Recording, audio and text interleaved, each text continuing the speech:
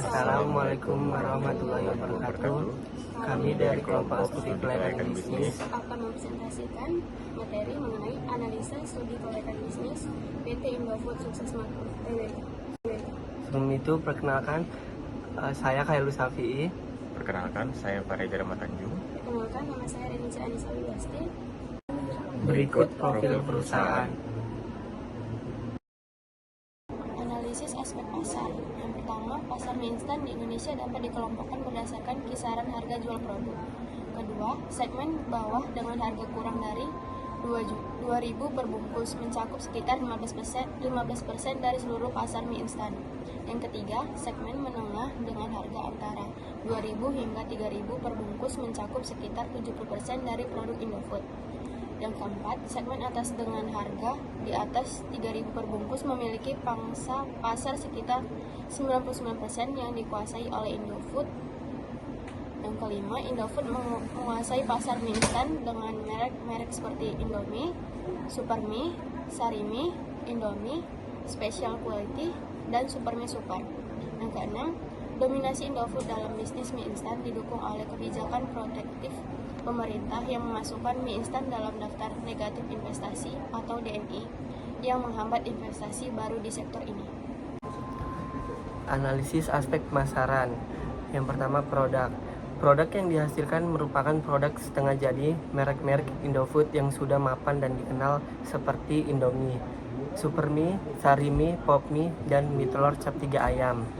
Melayani konsumen dari berbagai kalangan dan usia serta memiliki tingkat kepercayaan dan loyalitas konsumen yang tinggi.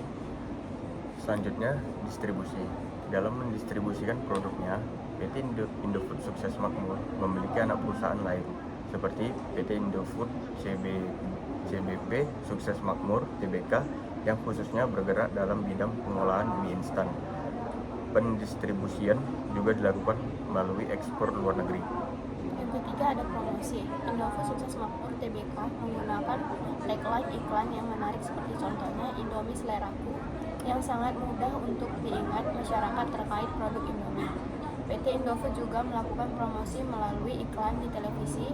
Perusahaan ini juga melakukan strategi pemasaran dengan membuat free trial mengenai produknya. Selanjutnya, analisa aspek teknis dan manajemen operasi.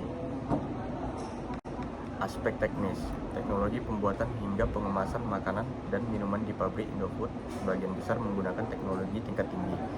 Misalnya, salah satu mesin pengemasan mie instan yang sudah otomatis diklaim sebagai mesin pengemas terbesar di dunia. Mesin tersebut menggunakan teknologi robot yang mampu mengemas ribuan mie instan dalam 1 jam. Aspek manajemen operasi. Yang pertama, penerimaan order.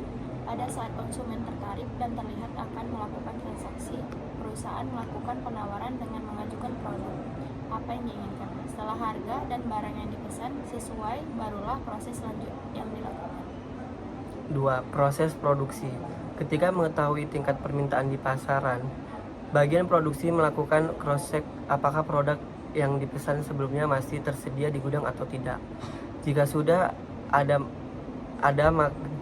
ada maka produk tidak diproduksi kembali.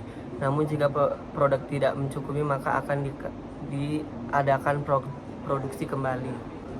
Yang ketiga, proses gudang baku atau jadi. Pertama, gudang baku berfungsi sebagai tempat penyimpanan bahan baku. Yang kedua, gudang jadi berfungsi sebagai tempat penyimpanan barang jadi yang diperoleh dari hasil barang produksi. Keempat, ada proses pengiriman. Produk yang telah siap untuk dipasarkan dimasukkan ke dalam armada pengangkutan dan dipasarkan sesuai dengan tujuan pemasaran yang telah ditentukan. Sebelumnya, perusahaan juga melakukan kerjasama dengan perusahaan penerbangan dan penyewaan kapal laut agar pengiriman luar pulau ataupun mancanegara dapat berjalan dengan baik. Analisa aspek ekonomi dan keuangan. Aspek ekonomi.